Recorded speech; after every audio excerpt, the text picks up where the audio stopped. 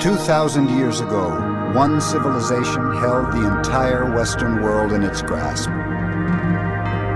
From Northern Europe to Africa and the Middle East, it imposed laws, ideas, and a single language. For 2 millennia, we've dreamed of its cities and its triumphs, its idealism and its decadence. Rome, the power and the glory.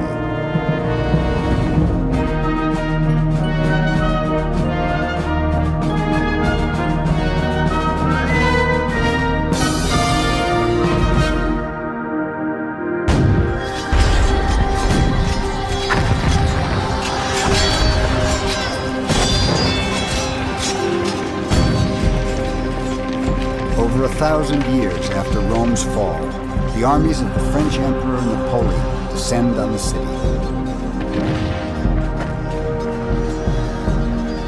Napoleon's forces have already battled their way through Europe. To take Rome seems an afterthought. By this time, it's a backwater. But for Napoleon, it has an almost religious significance. He claims he's the spiritual descendant of the Roman emperors. He has himself painted wearing the Roman crown of laurels, as if Rome still rules the world. His troops march unopposed into the city. It's like walking into a ghost town.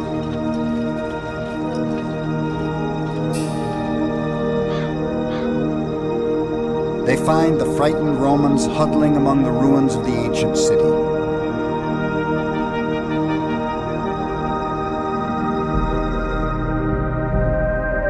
Crumbling palaces and arches still seem to echo the magnificent triumphs they were built to celebrate. Goats and cattle graze where thousands once thronged the streets. In 70 AD, when the Emperor Vespasian started building the massive Colosseum, Rome was 10 times larger than the city Napoleon found. Vespasian wanted a great theater for the gory spectacles Romans so loved.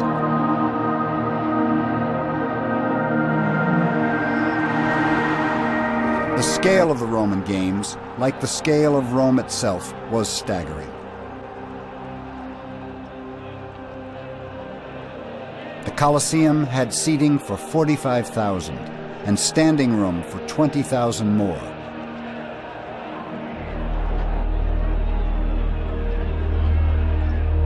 In one series of games, 5,000 people and 11,000 animals were slaughtered. Nothing in Hollywood could compare with this gruesome splatterfest. The blood and brutality were all too real, and the Romans were addicted to it.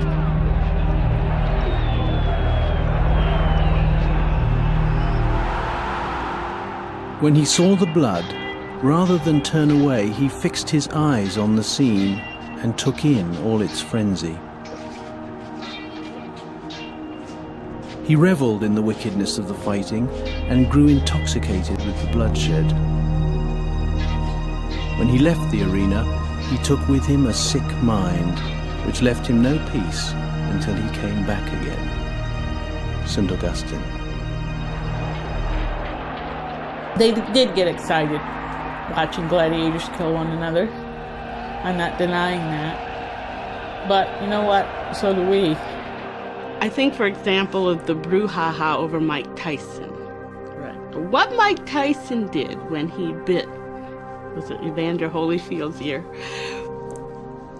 That would have been applauded in the Roman arena. That's great. That's what you're supposed to do. In fact, you're supposed to rip the ear off and march around the arena with it in your mouth. That's what you're supposed to do.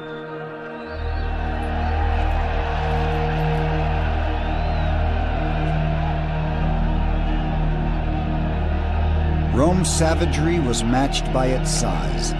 When the Colosseum was built, Rome was a city of 1 million people and growing. Not until London of the 19th century would a city approach this size again.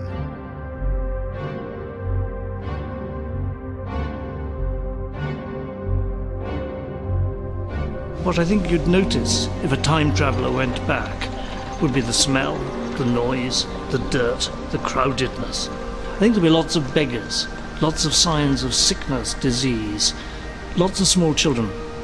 It'd be rather like Calcutta or Rio, crowded modern town, very poor, with these monumental buildings in the centre expressing the wealth and power of the empire. Traffic was terrible.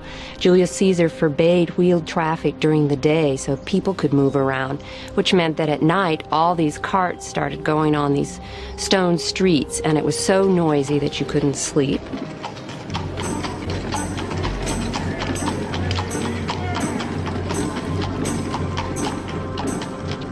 To manage the problems of organizing such a huge concentration of people, the Romans invented the science of urban planning.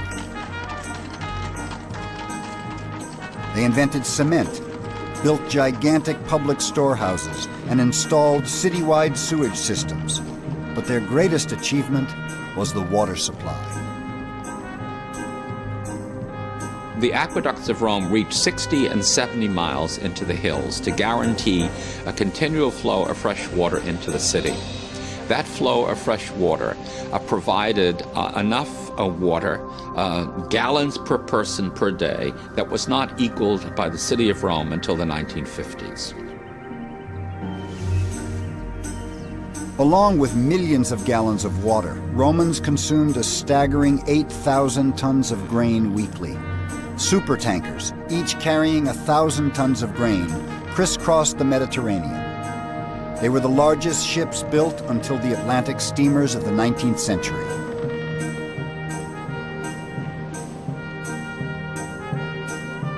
The city of Rome was the heart of an empire that stretched from Scotland to Syria.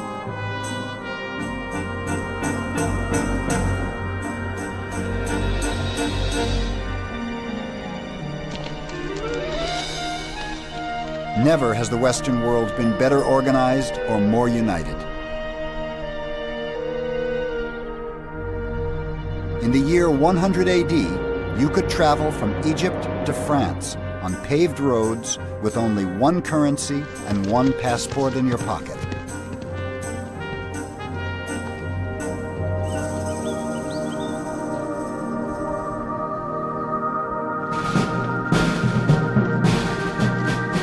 And this vast, well-organized empire would muster the largest army the world had ever seen. Over 500,000 soldiers.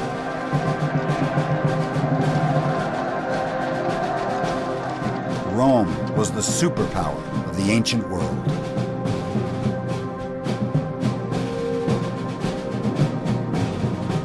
Later superpowers never stopped learning the lessons of its spectacular rise and fall. Napoleon was not alone in his obsession with Rome. 20 years before Napoleon marched into Rome, on the other side of the Atlantic, a group of men were designing a political system for their new country.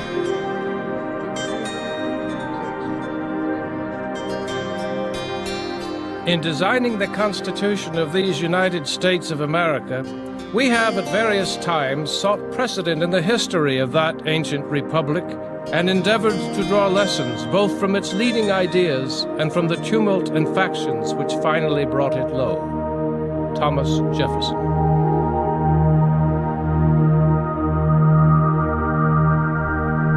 The American founding fathers spent most of their childhood and much of their adulthood reading the Latin classics. To the founders, the past was not something that was dead, it was something that was alive, especially the Roman past. It was alive with personal and social meaning. This was crucial, I think, to the American Revolution because they were doing something really unprecedented in this revolution, and yet they were able to feel that they were not the first. The basis of our political system, I think, lies in Rome.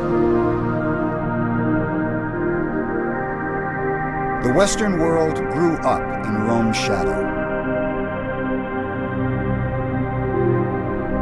Its legends, its laws, its institutions, and its language. Napoleon said, "The story of Rome is the story of the world." It's a story of great commanders and politicians.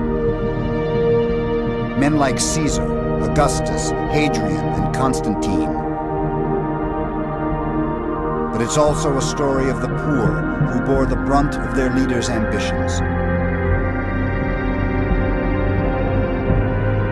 It's a story of vast idealism and an equally vast greed for power. And finally, it's the story of Rome's spectacular fall and the chaos that followed.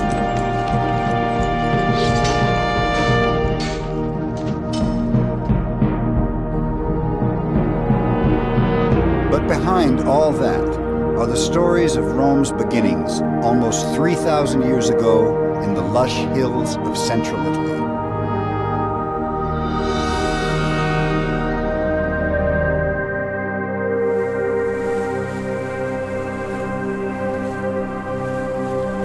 When the Mediterranean sailors of ancient Greece and Egypt looked west toward Italy, they stared into a great unknown. It was 800 years before the birth of Christ, and Rome still didn't exist.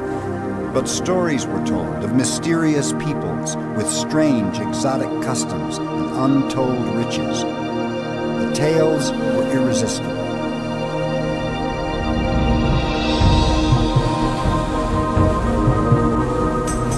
Setting off from the great civilized cities of the East like Athens and Tyre, adventurous Greek traders sailed west into uncharted seas.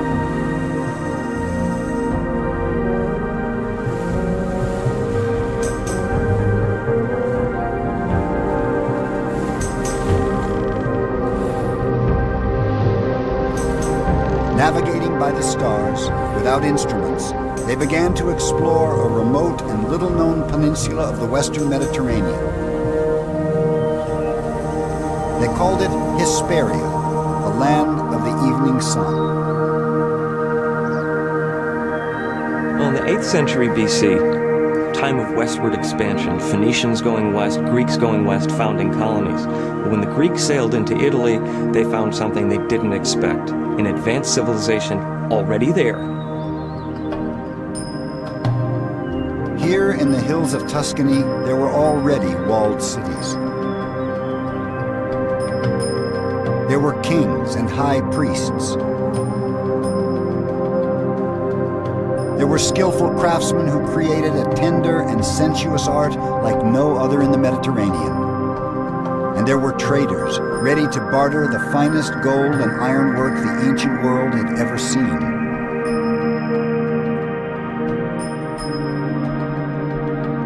Before Rome, there were the Etruscans.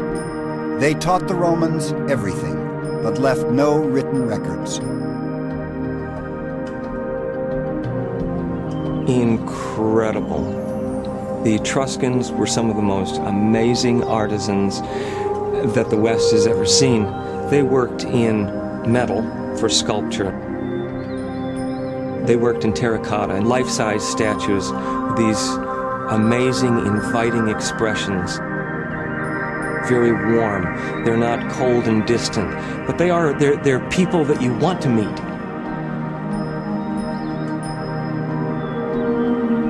The Etruscans lived in the fertile hills of Tuscany. But their real wealth lay underground, the richest deposits of iron ore, copper, and tin in the central Mediterranean.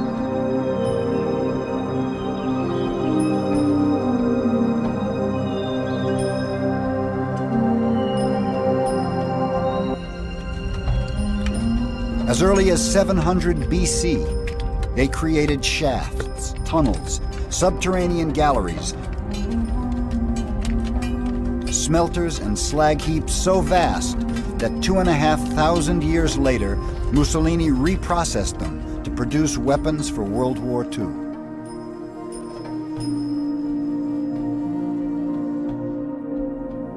Etruscans traded their metalwork as far afield as Syria, Portugal, and even Sweden. But above all, the Etruscans were famous for their open displays of affection between men and women. It shocked the ancient world. The Greeks, who knew the Etruscans from very early on, before Rome was anything, before Rome was, saw that the Etruscan people gave a position to women that the Greeks certainly wouldn't. Not only were women part of the entire house, women reclined at banquets with men, which for a Greek was absolutely unthinkable. It is no shame for the Etruscans to be seen having sexual experiences, for this too is normal there. It seems to be the local custom. Posidonius. And they show no shame in sensuous acts. While the torches are still lit, servants bring in courtesans, sometimes even their own wives, and they all engage in lovemaking, publicly. Theopompus. The Greeks and later the Romans loved to embroider scandalous stories about the decadence of the Etruscans. They were almost certainly untrue. But it is true that the Etruscans created memorable portraits of sensual pleasure. After the Etruscans, the idea of portraying such intimacy between men and women disappeared from Western art for almost 2,000 years.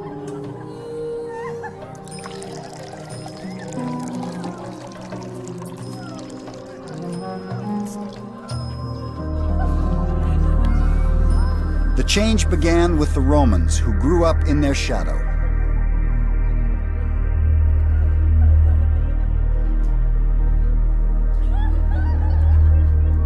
The first Romans were primitive, tough backwoodsmen. They resented the Etruscans, but had everything to learn from them, including the darker sides of civilization. Like all ancient people, the Etruscans were rigidly divided by class.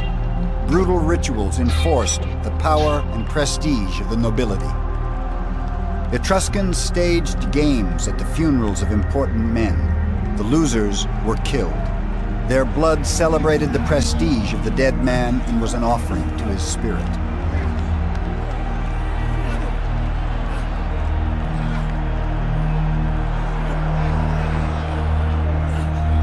The wrestlers were slaves captured in warfare. Their lives were worth nothing. Only their deaths were significant. The practice of human sacrifice was common in the ancient world. The Etruscans were no exception. The blood of slaves and captives watered the ground at state rituals throughout the Mediterranean. Romans inherited the Etruscan taste for sacrificial blood. Gladiatorial combat was the Roman equivalent of these gory celebrations of power.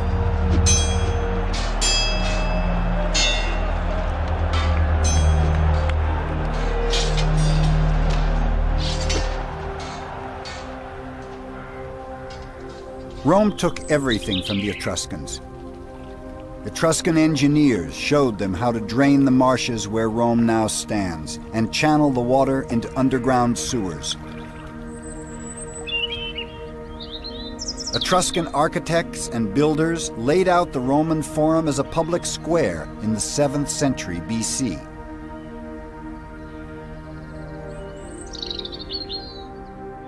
Though Romans owed everything to the Etruscans, they would one day turn on them, crush their beautiful cities, and defame their memory.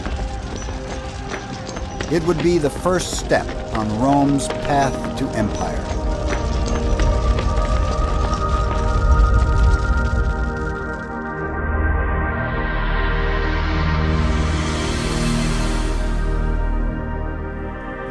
Most of what we know about the birth of Rome comes from the work of one man, one of Rome's greatest historians, Livy.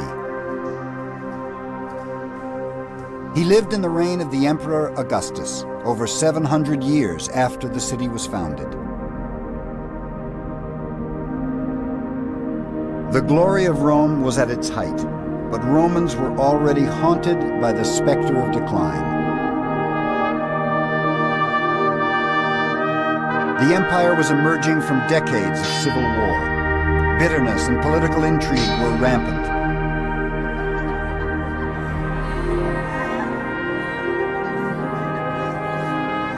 Decadence, greed, and profiteering were the order of the day. To men like Livy, raised on the Roman Stoic virtues of valor, loyalty, and self-sacrifice, it seemed the spirit of Rome was rotting. I feel that indulgence has brought us, through every form of sensual excess, to be morbidly attracted to death in all its forms. Rome is at the dark dawning of an age in which we can neither endure our vices nor face the remedies needed to cure them. Livy. A cure was what Emperor Augustus was looking for. He cracked down on dissent and passed laws to punish immorality.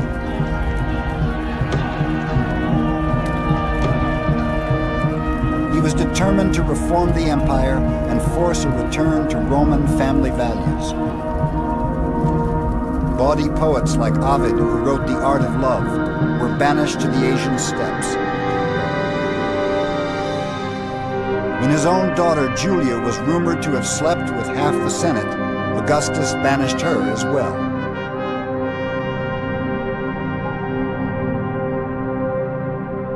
Livy saw in Augustus, or in Octavian, a chance for the world to finally settle down and get back to business. What made Rome great to begin with? You got to go back and look. Who were the heroes of the past that made Rome the city she was? I hope that history may be the best cure for a sick mind. At least it can remind us of what we once were and show us the depths to which we are now sinking.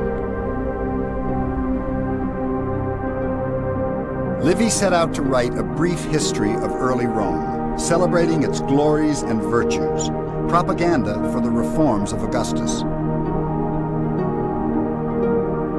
What he had to go on were stories handed down over the centuries. They were a mixture of fact and legend. I, for one, am looking forward to absorbing myself in antiquity, because I am so deeply tired of the modern world and all the troubles which torment it.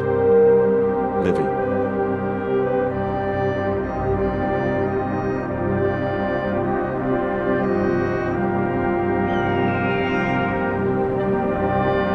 He believed Rome's mythological beginnings would reveal the stories of heroism and nobility Romans needed to hear.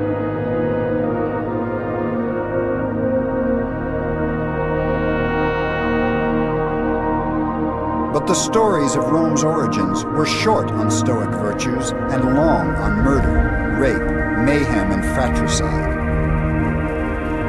To his dismay, Livy discovered they echoed the cruel realities of the Roman world of his own day.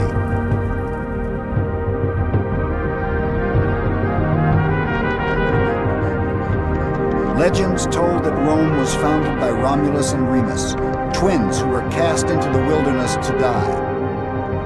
But the boys were said to be saved by a she-wolf who suckled them. They grew up like savages in the woods.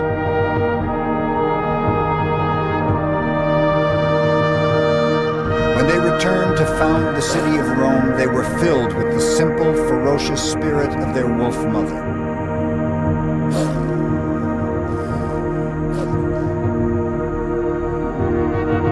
According to legend, Romulus and Remus then led their people to the bend in the river Tiber, where she found them. There Rome was born. The year was 753 BC.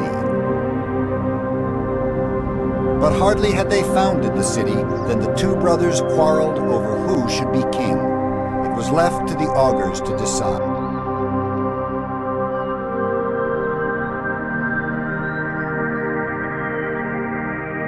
Augurs were the priests of early Rome who divined the will of the gods.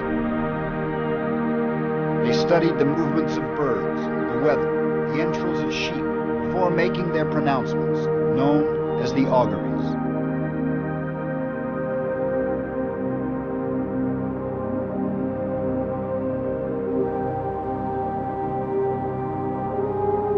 The augurs placed each brother on a hilltop, then waited.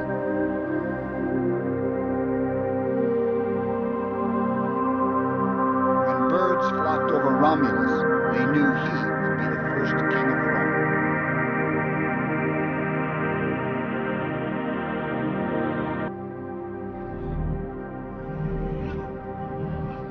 But Remus refused the augury, and the brothers fought.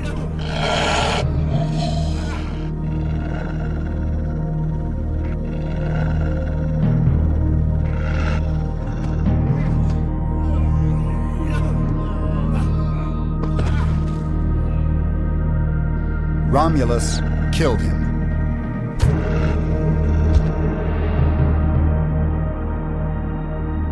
The first king of Rome, suckled by a wolf, bathed in his brother's blood, walked away furious and triumphant. It was a fitting augury for the bloodshed and strife that lay ahead.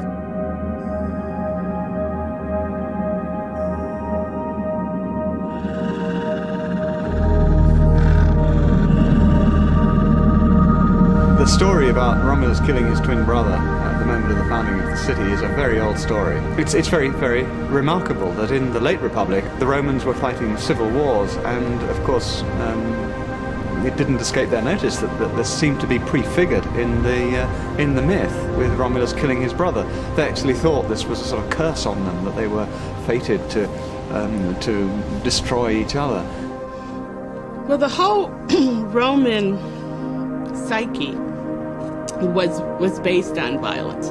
If you look at the foundation legends of Romulus and Remus, that's based on fratricide. Right? One brother kills another to found a city. And from that point, it just escalates. The violence of the early Romans, in fact and fiction, was born of desperation. In real life, shunned by neighboring tribes, Rome was forced to welcome outcasts, vagrants, and fugitives. And they lured their neighbors, the Sabines, to a ritual of peacemaking. And they're all a pretty desperate lot. And Rome, the earliest community that is organized in that way, of course, is a place where no woman wants to go. So they haven't got any women, that's the first problem. And so the Romans, Romulus in particular, got an idea. New religious festival, let's invite the neighbors. Bring your wife and kids, especially the daughters. The Sabines were wary, but accepted.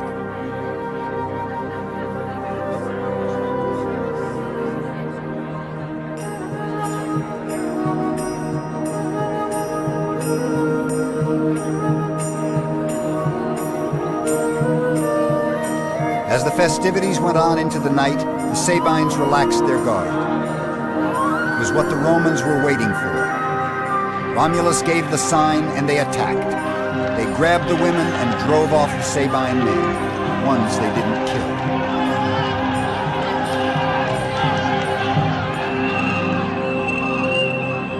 When painters of a later age portrayed the rape of the Sabine women, they imagined a classical city. They were wrong. The early Romans were primitive people struggling desperately to survive. The grim stories of the first Romans were as surprising to Livy as they are to us. They certainly didn't provide the role models he was looking for.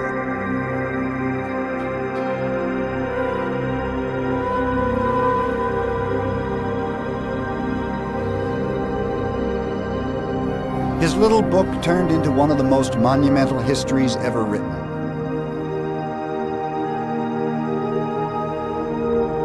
By the time he died in 17 AD, it had grown to 142 volumes, all written laboriously in wax. It had absorbed his entire life. Livy's Chronicle was the bestseller of its day.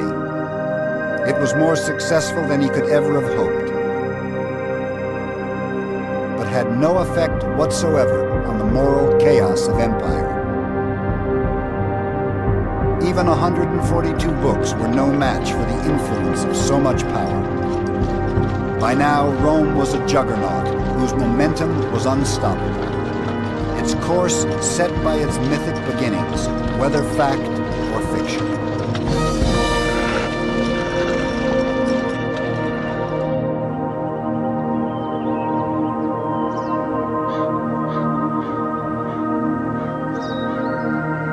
As it approached the 5th century BC, Rome was emerging from its legendary past into the real world of recorded history. It was now a thriving province of the Etruscan world, ruled by Etruscan kings. Primitive mud and thatch huts of Rome's early days had given way to a city of brick. Rome was absorbing people from surrounding lands and growing fast. Etruscan and Greek traders met in its busy streets. Phoenician boats from Sicily and North Africa sailed the Tiber. Wine, olives, and gold flooded into Italy.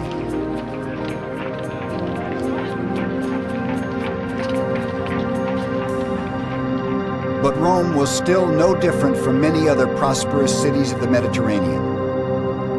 What first set it apart was not its capacity for trade or engineering or even warfare, but its ability to organize itself.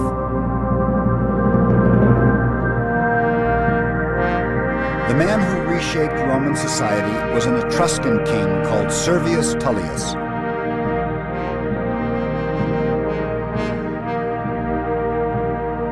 There are no statues of him.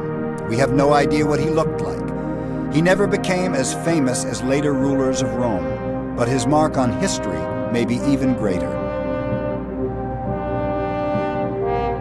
And yet, all Servius Tullius did was carry out history's first census. Now, the census, the Roman census, are a very important institution. They would count the Roman citizens, all right, and list them, and then distribute them in their appropriate classes and political units and so on. The census was a kind of way of grading Roman citizens according to their status and prestige.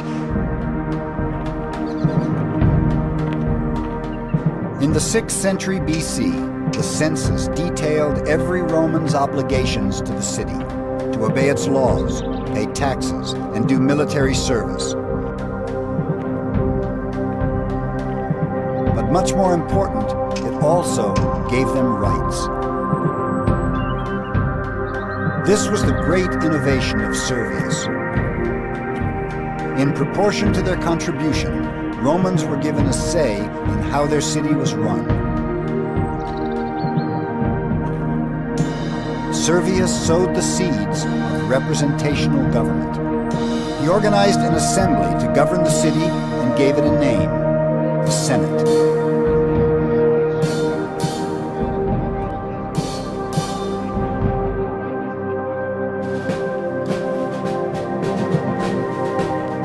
Finally, the census decreed that each of the city's social classes should contribute a group of soldiers for Rome's defense. They were called the legions, the fighting force that was going to put Rome's destiny back in its own hands and one day give it the world.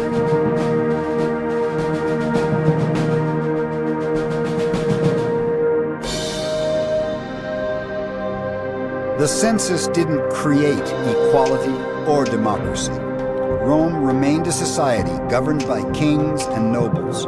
Women had few rights. But it created a level of organization unheard of in the ancient world. No man did more for Rome than the Etruscan king Servius. His reforms laid the foundations for Rome's greatest achievement, the creation of the Republic. The But like so many Roman rulers, he was brought down by treachery and intrigue. The king's own daughter wanted her husband Tarquin on the throne. Her henchmen knew how to get him there. And after they murdered the great king, power and paranoia went hand in hand in Rome. For almost 2 centuries, Rome had been ruled by Etruscan kings and Etruscan nobility.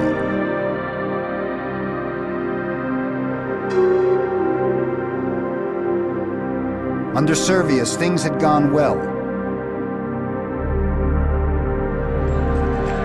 Under Tarquin, his successor, brutality and decadence flourished. While he and his relatives devoted themselves to pleasure, their henchmen carried out campaigns of political murder to remove any and all opposition. Romans were beginning to hate everything the Etruscans stood for. Resentment smoldered.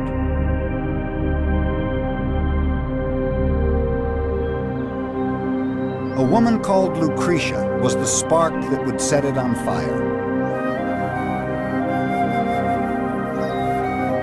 She was well-loved and highly regarded for her kindness, beauty, and loyalty. She represented everything Romans felt they had and the Etruscans didn't: honor, virtue, bravery.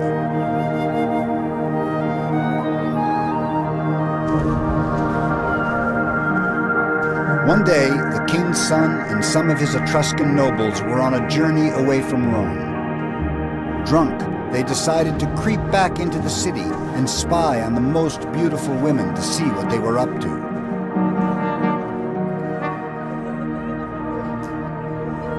They found their own wives, as expected, partying.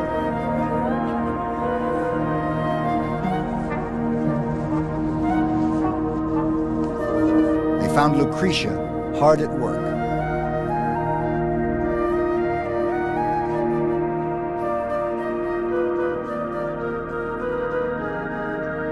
Because this was an indication of good, virtuous, matronly behavior.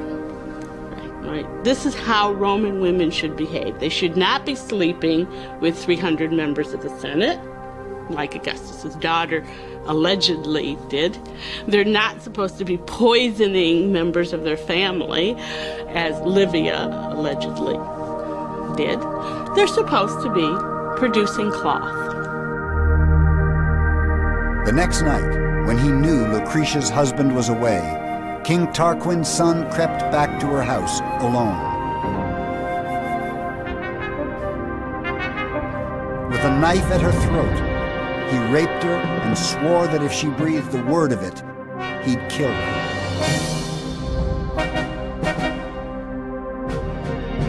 That would be unnecessary. The next day, too proud to live with her dishonor, Lucretia killed herself.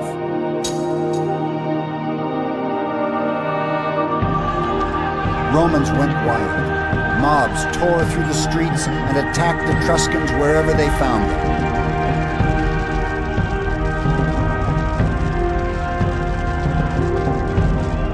A stern nobleman named Brutus organized a furious attack on the Etruscan king and his courtiers. They were overwhelmed and fled for their lives. Romans were finally free of their Etruscan overlords. Lucretia's legacy to Rome was its freedom.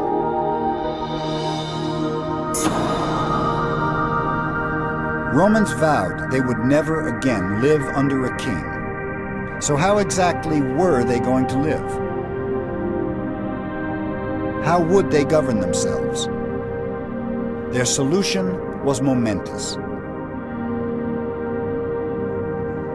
They declared that the affairs of Rome would belong to the people, that citizens would vote, and that Rome would be a res publica, a public affair, a republic. Government would no longer be the business of kings. Rome would be ruled by laws and elected officials. The first two elected leaders, called consuls, were Brutus and Lucretia's widowed husband. And so a king was replaced with first two praetors, eventually two consuls, with two, both of them in agreement on everything, elected annually, so that no one person ever had very much power for very long at all. This paranoia about kings continues all the way through Roman history. In ways he never could have imagined, Servius's census had borne fruit. The new republic would be organized according to the voting categories and classes he put in place 40 years earlier. The birth of the republic staked Rome's claim to a place in history. SPQR was the republic's banner. Senatus Populusque Romanus, the Senate and people of Rome.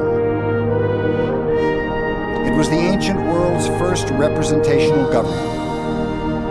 It paved the way for Rome's glories and all democracies to come.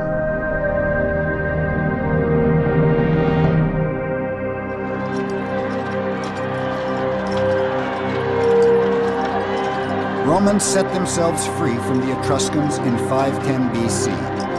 Next, they needed to be sure they stayed free.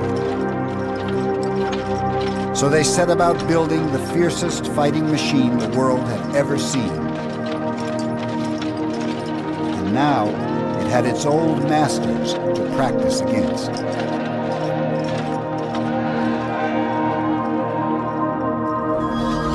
For over 100 years after Rome declared its independence, it was at war with the Etruscans, who fought desperately to regain their old possession. They failed. They were no match for the highly disciplined Roman legions who'd fight to the death to defend Rome's liberty. As Roman soldiers fought for the Republic, a man named Publius codified its leading ideas. This legal system set a remarkable precedent for republics of the future.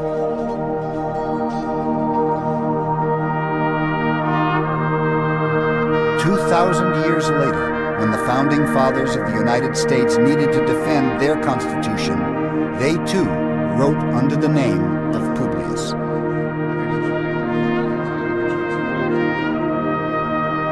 I think the American Revolution was an exciting period for the Founding Fathers. They were excited by the opportunity to match their ancient heroes' struggles against tyranny, in a sense to rival the noble deeds they had spent their youth reading about. And they were thrilled by this idea, by this thought, that they were beginning anew the work of the ancient republicans, only this time with an unprecedented chance of success. Throughout the 5th century BC, the struggle for the Republic went on. Rome and the nearest Etruscan city, Veii, faced each other across the Tiber in an endless stalemate of attack and counterattack.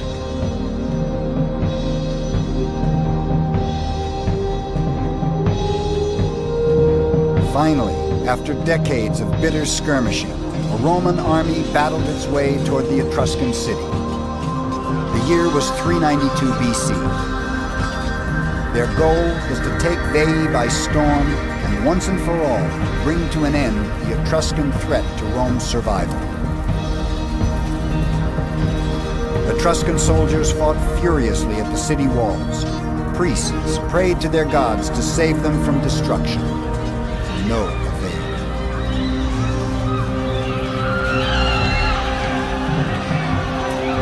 The Romans smashed through the Etruscan defenses and laid waste to the city.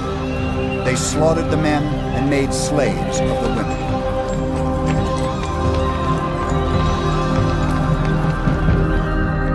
It was Rome's first great victory. There would be many more, each celebrated by the building of a triumphal arch, a monument to the glory of victory and the humiliation of the defeated.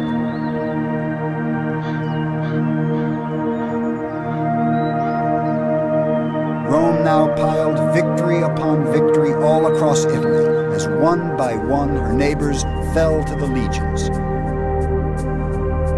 Rome's rise was gathering momentum, and by now seemed unstoppable. But she suffered one setback, which haunted the empire forever.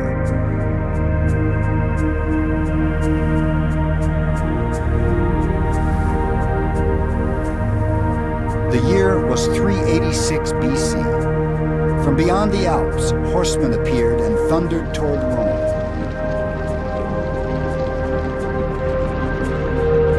The Romans called them barbarians. They were Celts from Gaul, present-day France. The Gauls were a warlike people, but this time they weren't looking for battle. Wars with their neighbors had pushed them out of their own territory. Now, they needed a new home. Rome dominated central Italy, so the Gauls asked them for territory. Roman envoys refused point blank. Who did these barbarians think they were to presume upon Rome in this way? They'd insulted the Gauls, which was a mistake. The Gauls descended on Rome in a fury. What they weren't given, they would take. Romans were fierce warriors, but had no idea how to fight these people, who charged into battle in a suicidal frenzy. Their savagery, even by Roman standards, was terrifying. Taken by surprise, the Romans barricaded themselves inside their city and hoped these terrifying wild men would go away. They didn't. The Gauls smashed their way into the city and ransacked it. The Romans only escaped being slaughtered by paying the Gauls everything they had to move on and leave them in peace. Rome's humiliation was complete. The words of the Gallic chieftain as he exacted his crushing payment would ring in Roman ears for centuries to come. Woe to the vanquished.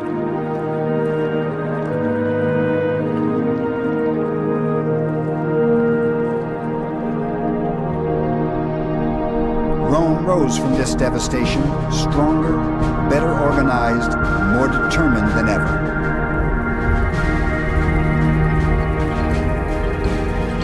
It forged an iron spirit and a civilized code of honor, the stoic virtues of valor, discipline, and self-sacrifice. That code produced soldiers and commanders with an unflinching dedication to duty. One of the most famous was Cincinnatus. Cincinnatus was a Roman who came to embody the classic virtues like no other. Although a nobleman, he liked to work his fields with his own hands. One day as he worked, a messenger arrived with news that Rome was being attacked.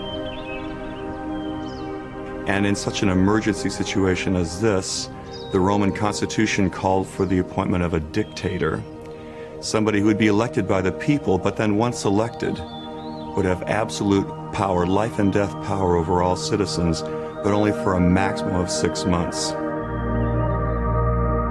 He dropped his plow, hurried to the city, took up command of the army, and was named dictator. He quickly won a great victory and returned to the city in triumph. Now he could have stayed on and he could have used his power as he wished. But the very day that he returned to the city, we're told, he immediately resigned the office of dictator, walked back to his farm outside the city, and continued to plow his farm. And the Romans loved to tell that story because here was a man who was totally selfless, who cared nothing for his own livelihood, for his own life, but merely to serve, wished to serve. And so it's no accident that one of the most famous sculptures in American history is that of George Washington as a Cincinnatus. George Washington knew that many people compared him with Cincinnatus, and he liked that, and he consciously worked to encourage that image. And so, for instance, during the darkest periods of the war, when some thought maybe he should resign, he held off that resignation because he wanted to do like Cincinnatus did, wait until the enemy was defeated, and then in a big show lay down his power, which he did, and he retired to his own plow at Mount Vernon. Cincinnatus became the role model for the Roman politician-commanders Napoleon so admired. He embodied the code of conduct that powered Rome's rise and extended Rome's dominion over the entire Western world.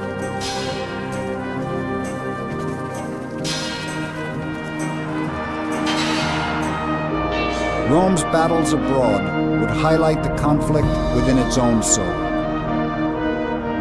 The struggle to resist the corrupting influence of so much power.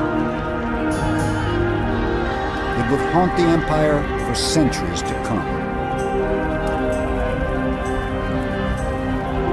But first, Rome's era of power and glory was about to begin.